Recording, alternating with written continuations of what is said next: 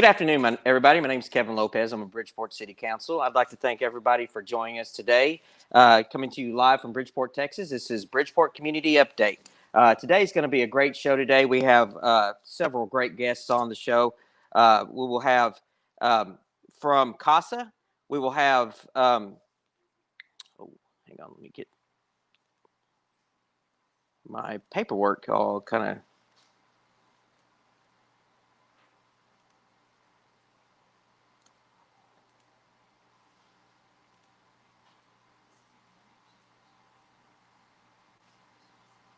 Hang on one second. I lost my paperwork.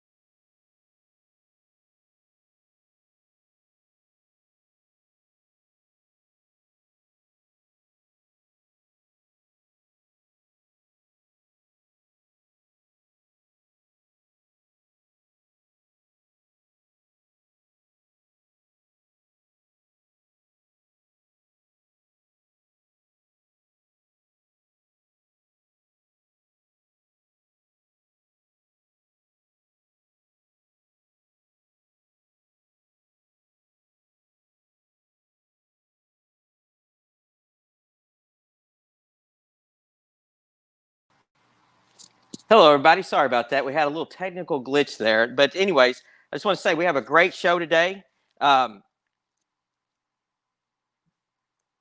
We are going to have a number of guests. The intent of the show is to bring accurate and updated information on all things kind of related to COVID-19, and then also to provide resources to the community on various things from the federal, state, and local level. And like I said, we have three great guests on the show today, and want to announce them real quick. We have today's guests are Elizabeth Randle. She's the executive director of CASA. That's court-appointed special advocates for children here in Wise County. And then Michael Darst. He's the advocate, recruiter, and trainer for CASA. And Beverly Ross, who's the executive director of Wise County Christian Counseling. She's here to discuss the book her and her son wrote, Scarred Hope. And so, anyways, it's going to be a great show. And before we get started today, I'm just going to briefly read over the numbers for COVID-19. I know everybody's pretty much aware of what's going on right now, but as I said, we just kind of talk about that real quick, get that out of the way. As soon as the pictures come, there we go. I'll bring it up real quick. And so, as you can see there, this was last updated on the 25th, which was yesterday at 3 o'clock. We have, I guess, a total of case count of 634 in the county since this all began. Since they started taking, we have, unfortunately, 9 that have expired, and we have currently 32 cases as of yesterday. And that number fluctuates just day to day, the way the numbers drop and they come on and everything like that. So, but as you can see there on the zip code side, and Bridgeport's in 76426, and we've had a total of 115 cases, and it's been quite impactful on the community, and we're all just doing what we can to get by and doing the best we can. And I know everybody's following the mandates, wearing the masks, and trying to social distance as best they can, and businesses are trying to do as best they can throughout all this. And I just wanted to share this with y'all real quick, and then we'll get on to some really important information for as far as resources go in our community. And I will bring up Elizabeth Randle and Mike Darst real quick. And I'd like to welcome them, and if y'all would, there we go. How are y'all doing today? We're here. Good. Yep. Sorry about that. Thank you for having us. Oh, you're welcome. Sorry about the little technical difficulties there. Like I said, there's always something. So it's a new world these days with this technology, so we get it. Absolutely. But I'd like to thank y'all for coming on. CASA is a wonderful resource for our community. And so we'll just get right into it. Miss Randle, she's the executive director of CASA, and Mr. Darst, he is the trainer and recruiter for Advocates. And so Miss Randle and Mr. Darst, well, let's start with you, Miss Randle. Can you tell us about CASA and kind of the role within the community? Yes, first, I want to thank you so much, Mr. Lopez, for giving us this opportunity to be on this broadcast. And so I really do appreciate that. So, as you stated before, CASA, we are court appointed special advocates of Wise and Jack County. Our office is located in Decatur at 300 East Pecan Street. So what we do here at CASA, we are a nonprofit organization. We recruit, train, and support adult volunteers to serve as advocates for the abused and neglected children in the foster care system. So basically, once the children are removed from their homes by the Department of Family and Protective Services, the judge will appoint the CASA program to a case. And then at that time, we will assign an advocate to the case. Okay. I'm going to let Mike take over from here on the process of recruiting and the training to become a CASA. Okay. Hello, Mr. Darst. How are you doing today? Hello. I'm great. Great to be on. I'll just pick up where Liz left off when she said we'll train and recruit you. All you have to do is get a hold of me, and I'm going to lure you in. Let me just start out by saying the recruitment process is fairly easy. If you want to be a CASA, I always say, and this is actually my big line, but it's more than a line. It's what I mean directly from the heart. If you want to do something, it's going to make an absolute lifelong difference in a child's life. This is it. This is absolutely it. If you think you might be interested in doing something like this, you can go on our website at www.casawise.org. Up in the upper right-hand corner, you just click on volunteer, type your name in, it sends me a form, and I will contact you. Or you can just pick the telephone up and call 214-632-6611. That is my cell phone number. You can call day or night. I tell people I'm like a 7-Eleven store. I never close. And I will hook you up, and we can start the process. And as far as the process goes, you'd fill out an application. I receive it. I then contact you, and I'd bring you in. We'd sit down. We'd have an interview, and we would go from there. After that, we'd enter training. Training consists of 30 hours, 17 hours of which is online. There's 10 hours of classroom time, and that leaves 3 hours of courtroom observation. And after that, it's time for you to hit the street and find a child to help out and advocate for. You got to understand that children have no voice in court. Children don't go to court, and we are their voice. We are their loud voice. And I can tell you firsthand, because besides being the recruiter and the trainer, I too have my own set of kids that I advocate for. And I've been doing this for about 8 years from a volunteer standpoint. And I can tell you that this judge in our jurisdiction absolutely listens to what the CASA has to say.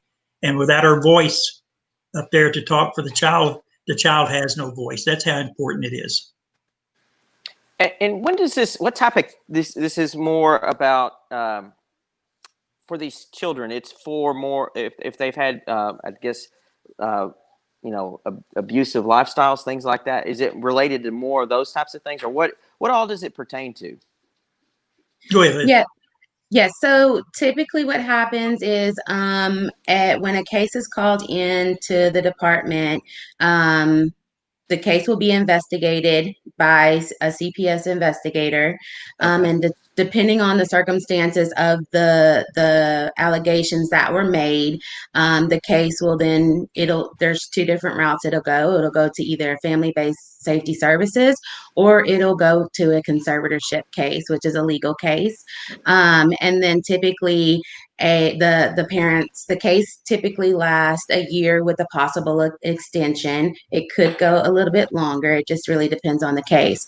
So, what we're looking for is to get advocates assigned to cases as soon as they come in, so they could start the case from the beginning and then end that case. So that's why we're always in need for advocates, because we want an advocate to start from the beginning, to be that voice for the child.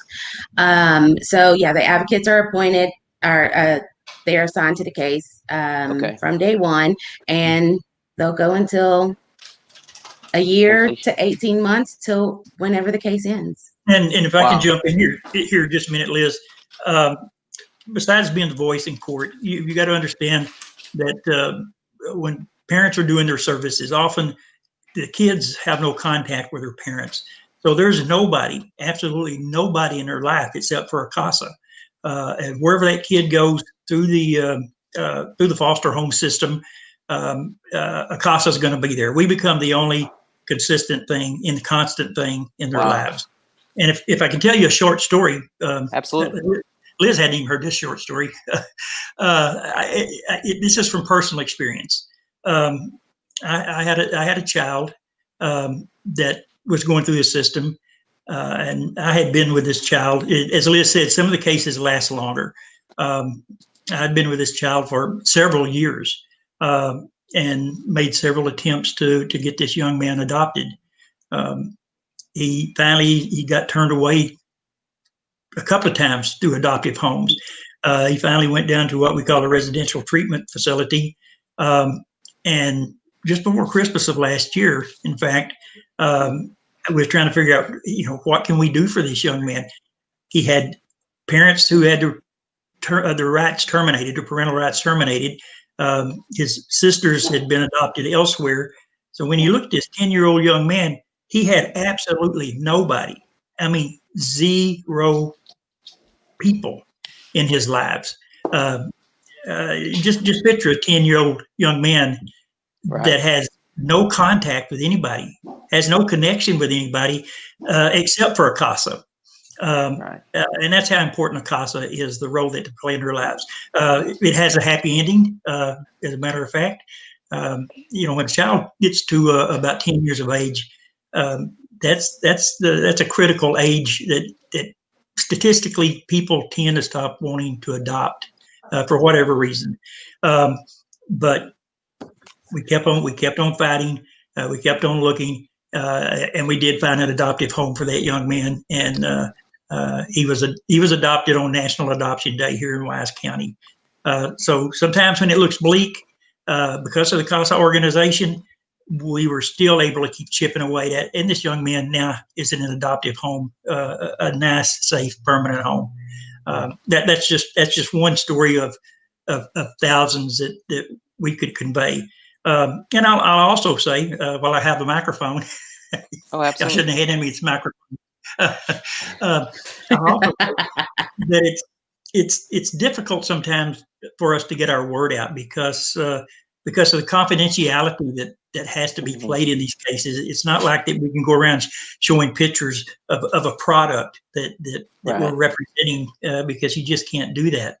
And in some ways, I refer to our kids as the invisible kids, because these are kids that are out in the community, and they may be sitting at a desk in school right next to your son or daughter, but they're really kind of invisible, and their plight is invisible because of confidentiality. And I think everybody would understand that. But these kids are out there. They are our kids, because I say they are our kids because they are our kids in the community. And the old saying, it takes a community. Absolutely. And it absolutely takes a community to help these kids grow up and be productive citizens. And that's why I always say, if you want to make a lifelong difference in a child's life, become a CASA, and you'll absolutely do that. Wow, that's an amazing. Well, the story that you told was absolutely amazing. That's forever changed that young man's life. And did. It really has. and to go from a scenario, an environment that he was into, just a family lifestyle that can be adopted and have a I guess quote unquote normal lifestyle to help them. Well, Kevin, just think about how lonely. Just Yeah, think about how lonely that young man was when he was when he had no connection with anybody. yeah, and then then to go right into have mentorship from parents, and if there's siblings and having siblings, I just, what an amazing story that is. What an amazing thing that y'all do, and wow. And but how many advocates do y'all have participating in the program? Liz, update us. Right now, we have 56 advocates. Oh wow. We just had four. No, we will have four swear in this Friday. We will have, yeah. So that will be the 56. So yeah, we will have four swear in on this Friday. And, Oh, and I'll say that outstanding. because of COVID-19, I'm still doing face-to-face classes, but I'm doing very small classes, and I'm practicing the social distancing. I distance people out, but I'm doing very small classes of anywhere from only 4 to 6 at a time. Yeah. But we're still doing it face-to-face, and we're having no problems. Obviously, the more advocates, the better. But do you find that that to be the case, that there's more help needed? Is that the case with that, or? Yes, 100%. To be honest, with school starting, my fear is that since we haven't had a lot of eyes on kids, Yeah. that we're going to have an influx of cases. Because children haven't been seen by other people since March. So we're Right. definitely in need for more advocates. But if advocating is not something that you are led to do, we are in need of donations. Okay. One thing that we do, we offer our advocates. Well, let me go back because when a child is removed, they're not always placed in Wise County. They can be placed in Dallas County. They can be placed in San Antonio, Houston. Those children still have to be seen by our advocates. So, and we do have advocates who will make those trips to visit those children. I can tell you, Mike travels Wow. far and wide to visit his kiddos.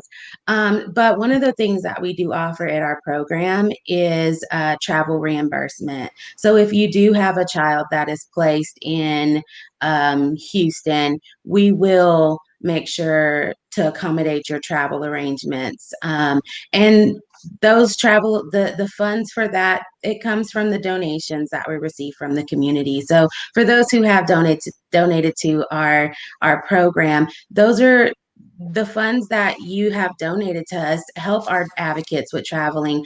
Also, there is a constant need. We require 12 hours of additional training a year for our advocates. So we do have different trainings that we can send our advocates to.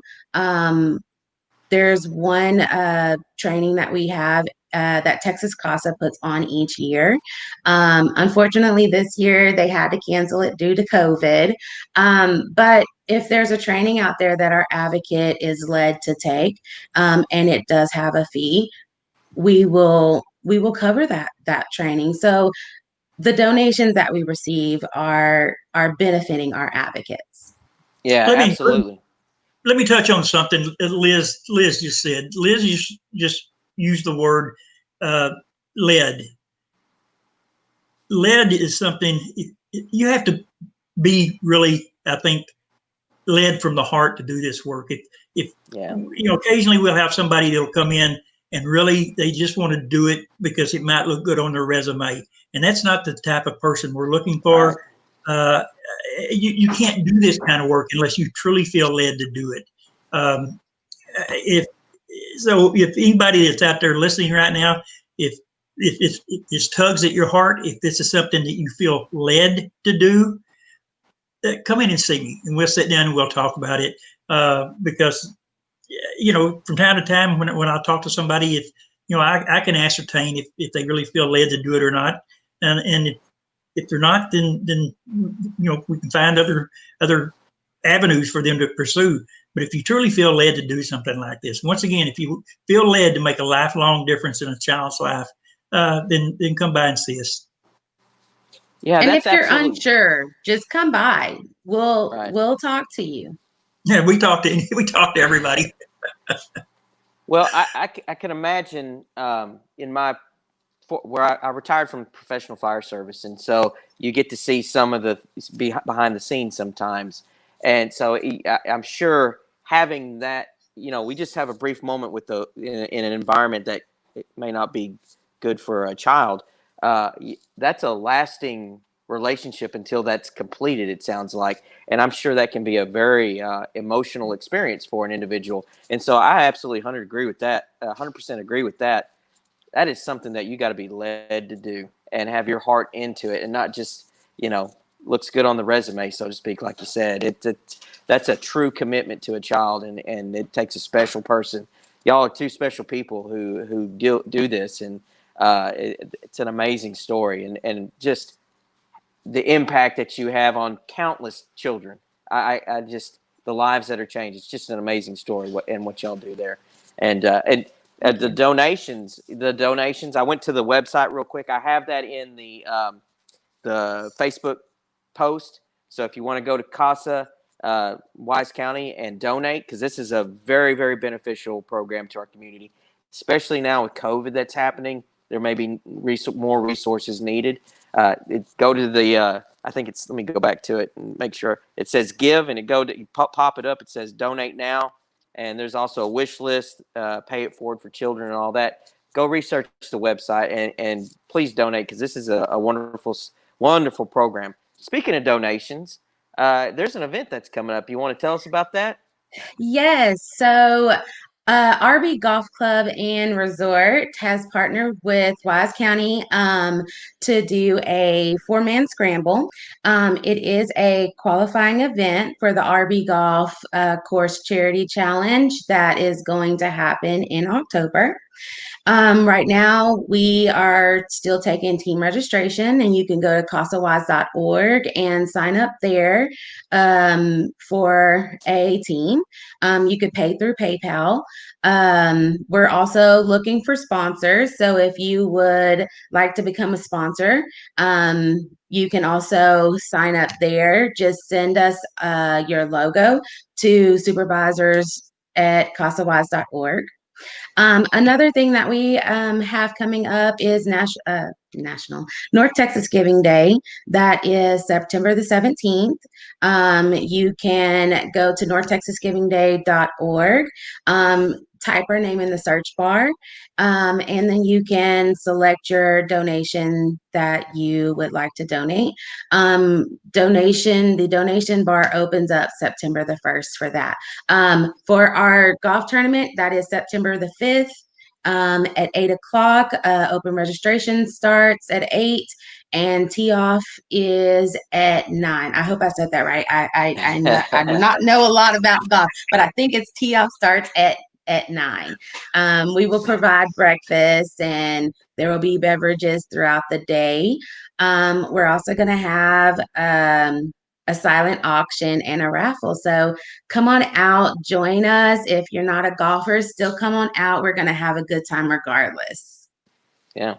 And yeah, it's a great event for a great organization. Yes. That takes care of a lot of kids that need help, that may not have anybody. And so what y'all do. Is there anything else? We got everything, how to contact y'all going down the bottom there. I got the links provided. Is there anything else that y'all would like to talk about that we really haven't discussed yet? Well, as long as I have my foot in the door, let me say also, if there's any organizations out there that need a speaker to come by and tell them more about CASA, as you can tell, once you give me the microphone, I'm not at a loss for words. So if anybody needs somebody to come speak to the group, I would be happy to do so. Once again, it's all about drawing in people people with big hearts. I always tell, I mean, of course we have uh, uh, ways you have to qualify, as you have to be Right. 21 years of age, things of that nature. But I always tell people the biggest requirement that we have that's not on a piece of paper anywhere is simply that you have a big heart. Yeah. If you've got a big heart, then this is probably for you. So once again, if anybody out there needs a bald-headed fat man to come out and talk to them, I would be happy to do so. Well, I appreciate that. I'm sure people hearing this will love to have y'all come and speak. And I can think of a couple of places that would be great for y'all to come and speak and kind of bring more awareness to CASA and hopefully more donations so there can be, you know, more resources out there for kids if they need it. And I know it's being an organization such as yourself, those donations are extremely important for the functioning, the operations of CASA. And so Exactly. Miss Randle and Mr. Darst, I sure do appreciate y'all coming on today and No, explaining we all about appreciate CASA. you. Thank you. Thank you so much Oh, for this absolutely. opportunity. Yeah. And if y'all ever need to come back on, y'all are more than welcome to come back on anytime. We'll make Thank you time, so we'll much. make a date and all that, because this is a highly important program for our county. And so thank you both for coming on today. And y'all take care and stay safe. Thank you. You Thank too. you. All right. Talk to y'all later. Bye. Bye-bye. Bye. Wow, what an amazing story there. What an amazing organization. I highly urge everybody who's viewing this, just take a little bit of your money, you know, $1, $5, however much you're comfortable with. That is an outstanding organization. It goes to an extremely good cause for some kids who may not have anybody. So go to their website, go to the give link, and go down the tab and hit donate and give to a good cause. And so that was really outstanding. Mr. Darst and Miss Randle, both outstanding individuals in our community. Anyways, next we are moving to Beverly Ross. She is the executive director of Wise County Christian Counseling. She's going to be on here today to talk about the book that her and her son co-wrote together. I want to hope I did that right, but it's Scarred Hope. But let's bring her up right now. Hello, Beverly. How you doing? I'm great. Thank you so much, Kevin, for having me on. I sure appreciate it. Absolutely. Absolutely. I'm excited to hear about this book that you wrote about. We talked a little bit about it last time. Didn't go into detail, but I'm looking forward to hearing about this. Thank you. Well, I've got a lot to say about it. Before I talk about my book, I just want to give CASA another plug. Oh, yeah. I love what they do as someone who works with children a lot, whether in counseling room or in a grief center that we have here. We totally support CASA and the work that they do. So thumbs up to them. And I'm so grateful that you had them on so they could share their story. They're doing a fabulous job in our community.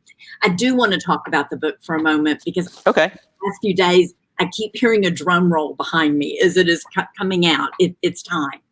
In October 2018, I was diagnosed with cancer. I was at main event with my grandchildren when the doctor called to tell me what I had. And within 5 minutes, my older son's calling me. He's on a beach in Florida vacation just to check in. Said, "Hey, Josh, I just got a call from a doctor diagnosed with cancer." He waited a couple of days and felt kind of a sense of urgency, I think, since we didn't know how my diagnosis was going to lead. But he called and he said, "Mom, I want you to pray about something. I want you to write a book with me."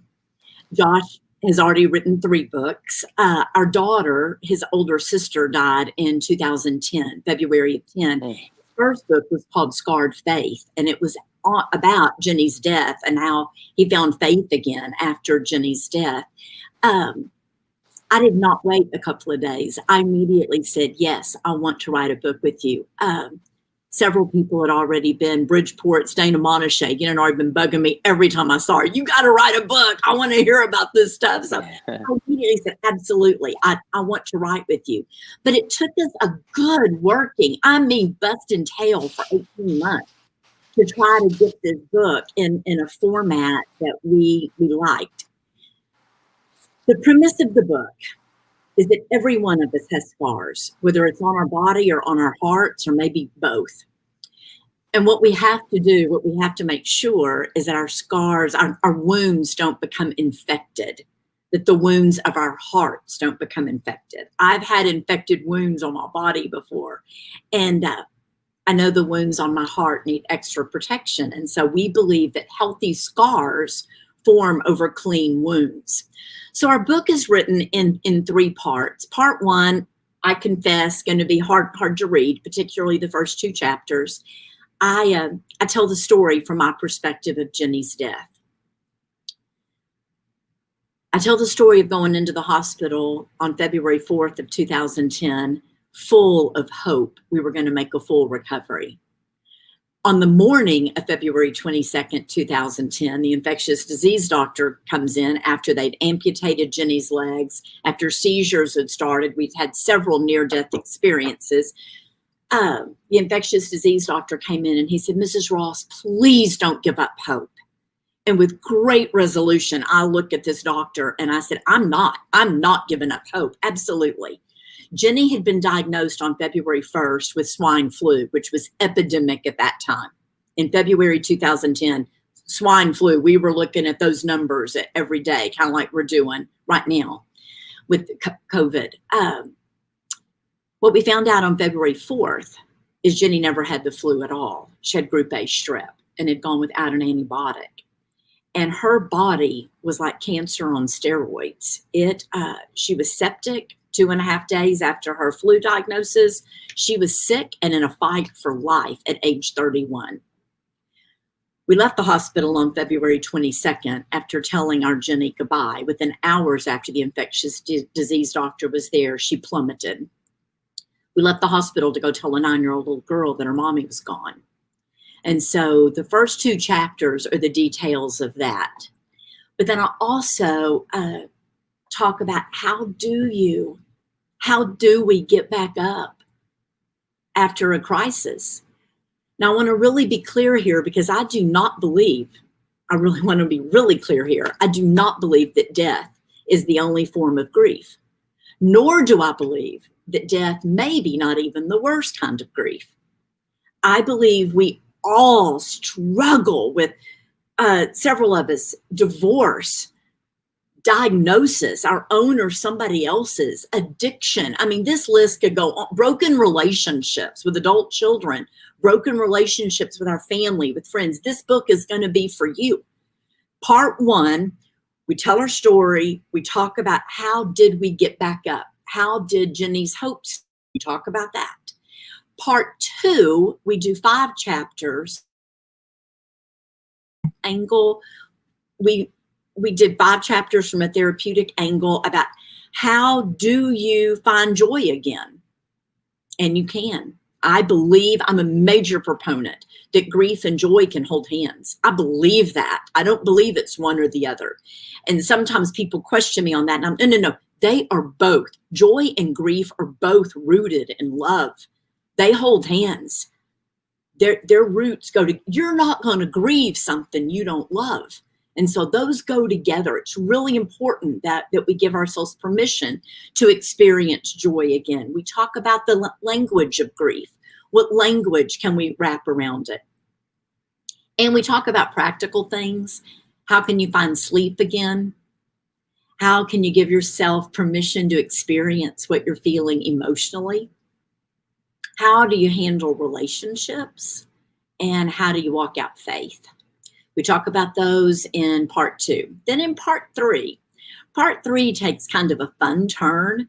What we did for part 3 is Josh and I just spent hours on FaceTime together. My son is a pastor in Memphis, Tennessee. We spent hours on the phone together going over questions like, does time heal? And we dialogue about that. Is there really a reason for everything? And we dialogue about that. How do you know when you're walking a grief journey? How do you know when you need help? How do you know when to call a counselor? And then we talk about how can you protect your marriage? What tools do you need to do to protect your marriage when you're walking out a hard path? Those are They're written very conversationally. They're written full of hope. They're written with very practical advice, practical conversations. We don't claim to have answers. Well, we probably do claim to have answers, but the book is written from the angle of we want dialogue with you. One of the things I discovered about myself very early on in my grief journey is I'm a public speaker. That's what I do. I'm not a public writer. And so it's very challenging for me to put it on paper and know people are going to see it that I never get to talk about it with. So I'm really anxious. Kevin, if you read the book, and I hope that you will, I want to have some time to dialogue with you about the book. I want to be able to talk about it and sit with it. So this is the very first time I've said this out loud in front of anyone. The book went, the ebook went live this morning. Nobody knows that. Oh, wow. My husband and my son, they're the three of us know that. Nobody else knows that. The ebook is live. They're all available through an Amazon. The softback copy of the book, the paperback copy of the book will be available September 1. So on my social media, whether it's Beverly Ross or whether you find it Wise County Christian Counseling, we'll put the link up. But you can also just go on to Amazon, put Scarred Hope, Beverly Ross, it'll come right up. 3 things I'm asking you to do with it.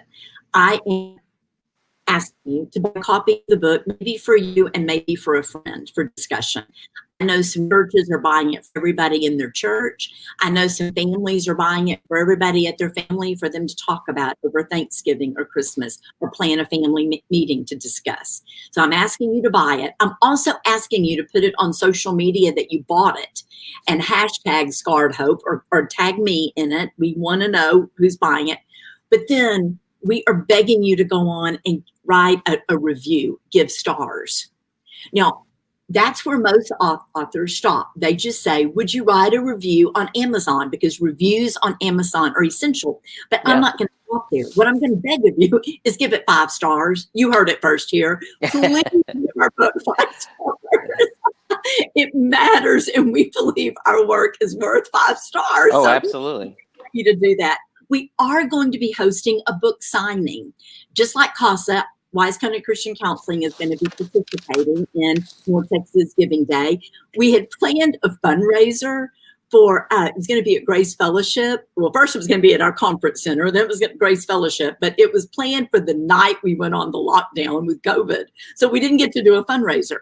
And the Wise County Christian Counseling, our numbers are up 35% with clients, but we have not increased expenses. We have not increased our staff, and we are down funds. So we're going to host a book signing on North Texas Giving Day, 2 different events, both at Trinity Street on the Decatur Square. Now, if there's anybody in Bridgeport that would like to host us, I want to do it in Bridgeport too, because we love Bridgeport. We love your community, and have a lot of clients from Bridgeport. So right now, it's at Trinity Street, 7 to 9 a.m. that morning, hosting a book signing, taking funds, just having a great time celebrating our book. And again, that night, 6 to 8 at Trinity Street. But if there's anybody in Bridgeport that wants to, I'm hoping Gail's Pharmacy will pick up on this, and I'm hoping that they will invite us in. And if there's any to eat there in Bridgeport that would invite us in, I'll come. I'll sign books. We want to be with you. We want to share our stories with you, because we believe that our stories matter. We believe the shared stories of grief matter, not only in the days to come, but we believe that it matters how we're living in our lives right now. We believe it matters in our community. We believe it matters for our children. And so we want to be part of that. So Scarred Hope, Beverly Ross, Josh Ross, Amazon, ebook, drum roll. And then September 1st, paperback will be out. You can pick up copies here. We're buying copies to sell at the office or Trinity Street. That's our book cover. Do we have time? Can I tell you about the cover? Sure, absolutely. Cover. It's kind of got a wood grain in the back. Love the cover. And those are the daffodils. I'm reading a book. I read it. My very favorite grief book is called The Grace Disguised. And in that book, Jerry Stitzner, who in one car wreck had his mom die, his wife die, and 4-year-old little girl die. And he tells the story of grief for him was like having his favorite tree in his backyard just sawed off. And there was this stump. And he didn't know what to do with the stump. So he said, one day I decided I would either have to get rid of the stump, which I wasn't going to do, or I was going to have to landscape around the stump. For me, my stump is decorated with daffodils because they are the flowers of hope. They bloom in February, which was our death month. And my tree that they are decorated around, I have to tell you, and she wrote a blurb for this book. My tree was given to me in an acorn when Jenny died by Janet White. Janet White, Oh, wow. who is Randy White, police officer, police sergeant, widow. And Janet has read the book. She wrote a blurb for it. And now I have a full-blown oak tree in my backyard. Wow. Janet let me start from an acorn within weeks. I babied that acorn in my house for 18 months as it grew into a little sapling. And now it is a full-blown tree that my whole backyard is centered in. But Wow. that explains the cover of the book. So my heart is tight with Bridgeport. Fell in love with Bridgeport through Janet. Randy died in April of 9 before Jenny died in February of 10. So Janet and I walked brief roads together. And love her, and I'm grateful for time with you. That's quite an amazing story. The whole thing is amazing. I want to read the book because everybody's touched by this grief, and so especially now in the days we're in right now. But myself included, lost my father when he was young. He was 56 when he passed away from cancer, battling it for 6 years. So there's some things in there that you talked about that I'm looking forward to reading to see another perspective.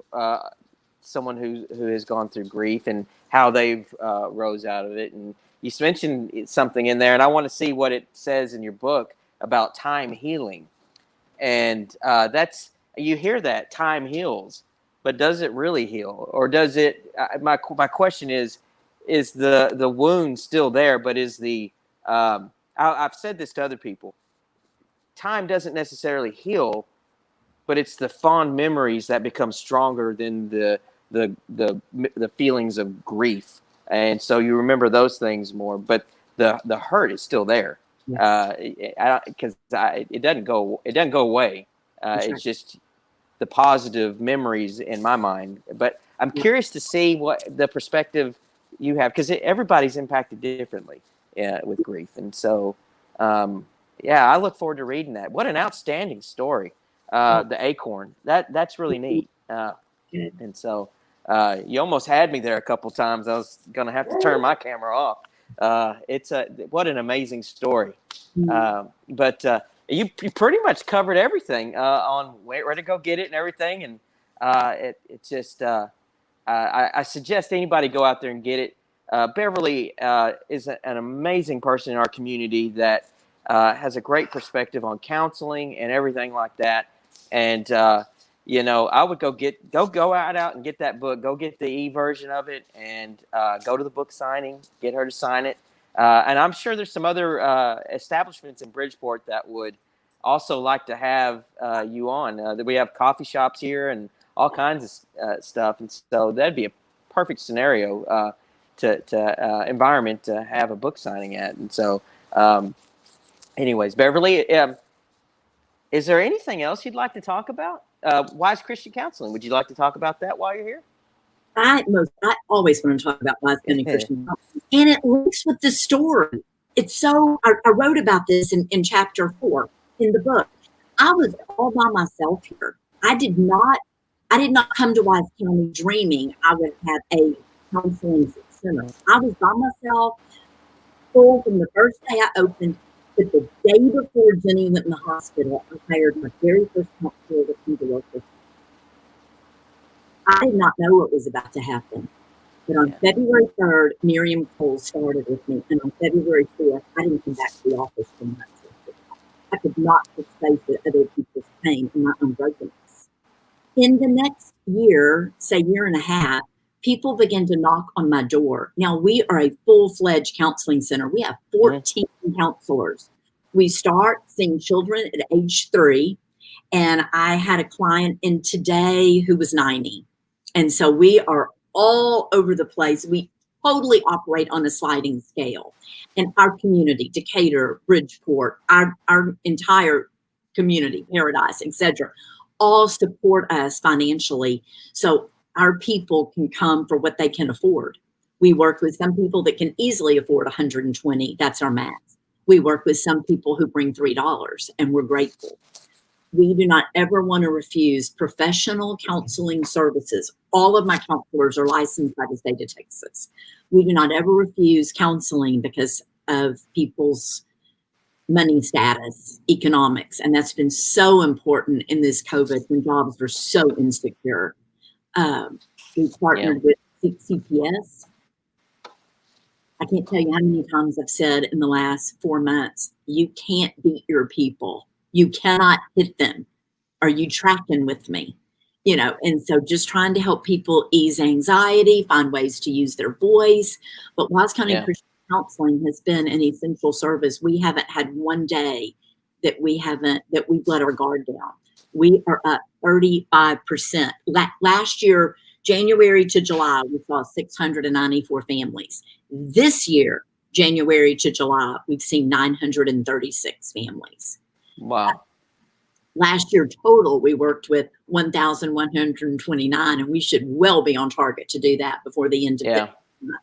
So my counselors are all hands on deck. We are figuring out how to serve more people. I'm running a lot of groups, doing whatever we need to do. But North Texas Giving Day is a super opportunity to step into nonprofits that you believe in and want to partner with for our community. I mean, it helps all of us when people are healthy. It helps all of us when people have tools to deal with their anxiety. It helps all of us when people learn how to use their voice. With school starting back, I've gone to so many schools and spent time with teachers. I've spent time with parents. I've spent time with administrators, just saying, how can we partner with you? What do you need? What does it look like? And how can we just ease our own anxiety? I mean, I had lots of anxiety at the beginning of this, and I wasn't really doing anything different other than Zoom constantly, just health. But it was hard. It was so hard. And it's not letting up anytime soon, or at least not that we can tell. But we're going to persevere through this. It matters how we're walking this out. Yeah, that's absolutely right. Yeah, I can imagine just, unemployment is up. So there's those stressors there. Families are dealing with those who are getting sick, whether it's COVID related or not. But COVID is a part of it. It's just so much happening. And like you said, school starting back, we have the counselors for the kids there, but, the teachers are they're obviously worried about their students, making sure everything's right. And also taking, God forbid, they have to, something happens where there's an exposure and it's their families. It's a huge stress. It's a huge new environment. And y'all's services are just absolutely amazing. And I highly encourage, if anybody's having any, struggling with things, just call Wise County Christian Counseling. I got the link on the Facebook page to Wise County Christian Counseling. Go on there if you need to contact Beverly or anything to help you out during this time. I would suggest you do so. And it's always a pleasure having you on, because it's just a lot of things are talked about that you don't normally talk about during the day. And so, but I would also suggest, whether you need the services or you just want to help, go to their website. There's a donate button right there in the top right-hand corner. Go there, click on it, and donate, because this is a beneficial organization to our community, especially during this time. And Beverly, I can't thank you enough for what y'all do for the community. And I'm going to read that book, and I'm going to call you, and we'll talk about it. Right. And, I'd love that. Thank you. Thanks for letting me come on and talk about it. I'm so grateful. Thank you. Oh, absolutely. Yeah, it's an amazing book. I just by what you're talking about and all the topics I know, and having spoken with you in the past, it's going to be. I know it's going to be a great read, and so Do you have anything else you'd like to talk about before we go? The only thing I could think about at all is during the pandemic, during COVID, a lot of people are having grief symptoms. And whether you've had someone die, or you're just sad that your life has changed, or you're sad you haven't seen your family for 3 months, a lot of older people are having to isolate a little bit more. And I do believe that it is, and it is part of the book, definitely, but it is so important that we do whatever we need to do to take care of us. If that means we have to get creative. And so I've seen a lot of older people and encourage socially distance in your front yard, but have your friends over, just 6 feet apart, be together, be safe, smart choices, make very smart choices that take care of you. A lot of people who are grieving over the last 5 years or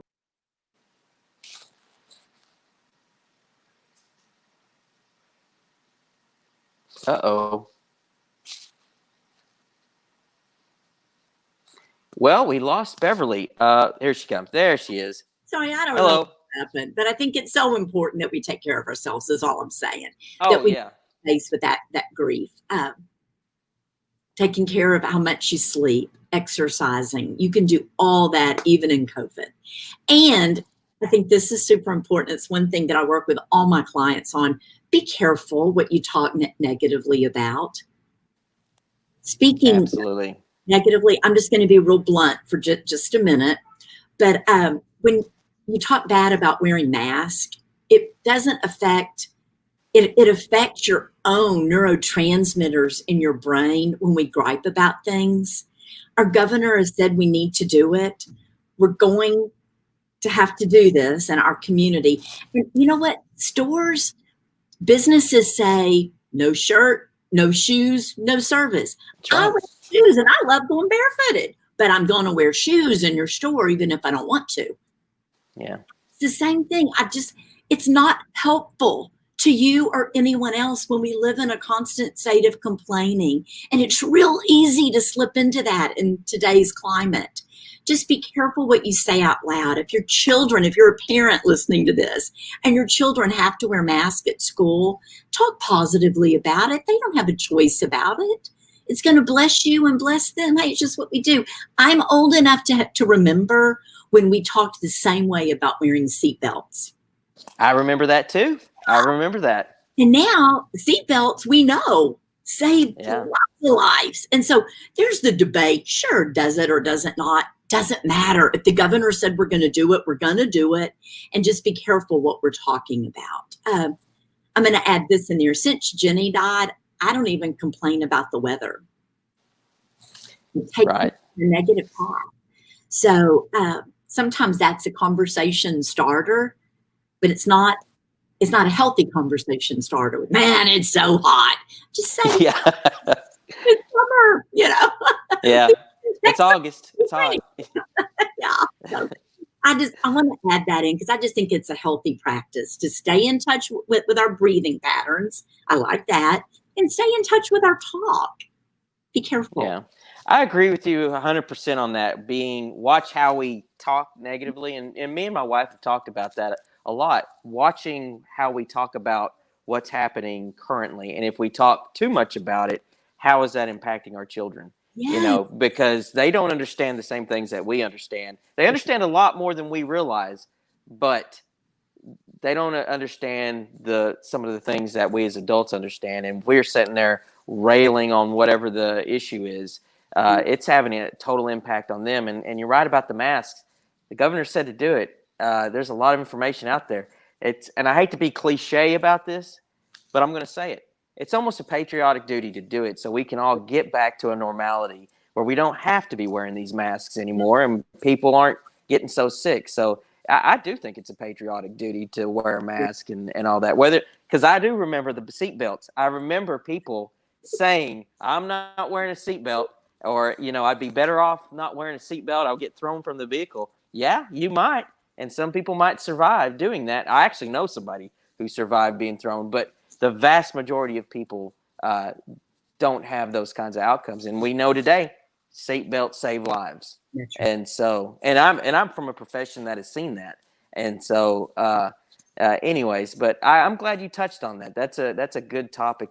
We got to watch what we say, Yes. especially around our kids and everything like that. And so, Beverly, I can't give one last plug for your book. When's it coming out, and where you can get it?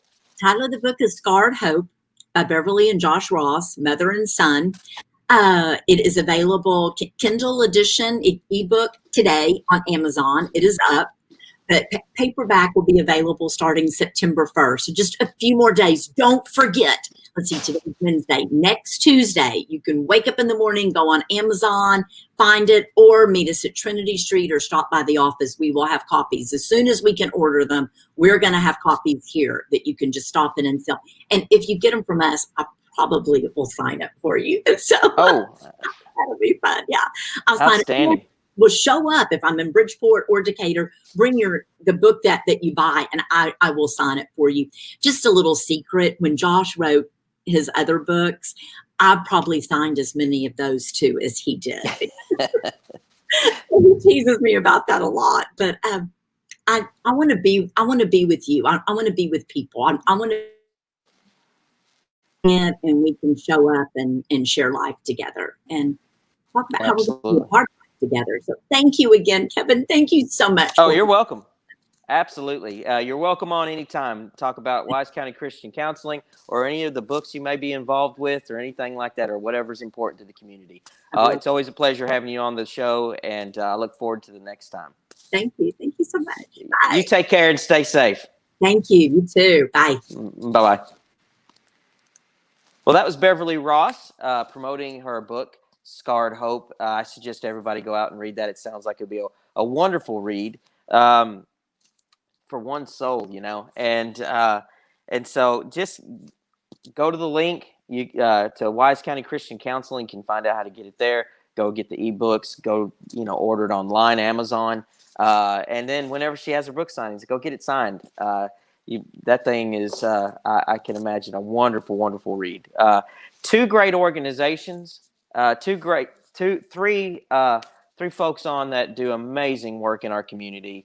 Elizabeth Randle and Mr. Darst, Mike Darst with CASA, and then Beverly Ross with Wise County Christian Counseling. Two outstanding organizations normally, but especially right now. And I just can't thank them enough for coming on the show today. And before we go, I just want to say to everybody, thanks for watching the show.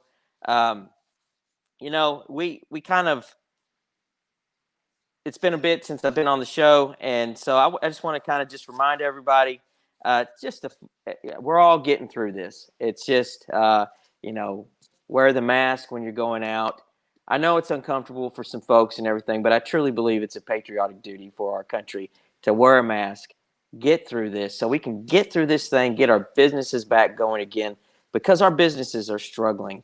Our state gross domestic product has gone down 36% in this last quarter. That's a significant number. We're very fortunate here in Bridgeport that our budget's doing well. Revenues are coming in, and so general things required from the city, streets, water, even though we're having water issues sometimes, but we're able to do things that where a lot of cities are struggling right now and having to make cuts. Anyways, so please wear a mask, social distance 6 foot, try not to get in such big crowds, and when you are, social distance. Wash hands for 20 seconds. It's pretty simple stuff. It can help stop the spread and hopefully keep that curve down that we've talked about over the months to help our local hospitals stay with where they can not get overwhelmed. And so it's, if you have any questions for guidelines, openings, anything like that, go to the governor's website. It's www.gov.texas.gov/OpenTexas. All kinds of information there. They have information for everything there. And so please go there and check it out. And remember, again, before we go, I want to thank Beverly Ross, Executive Director of Wise Christian Counseling, Elizabeth Randle, Executive Director of Court-Appointed Special Advocates for Children, and Michael Darst, Advocate, Recruiter, and Trainer for CASA court-appointed special advocates for children of Wise County. Please go donate to both of these organizations. If you're into golf and you want to donate, sign up for the golfing event coming up, and go buy Beverly Ross's book. It's good for the soul. Anyways, we'll get through this. We're in this together. We will combat this together. Keep calm and stay Bridgeport strong. Take care and stay safe.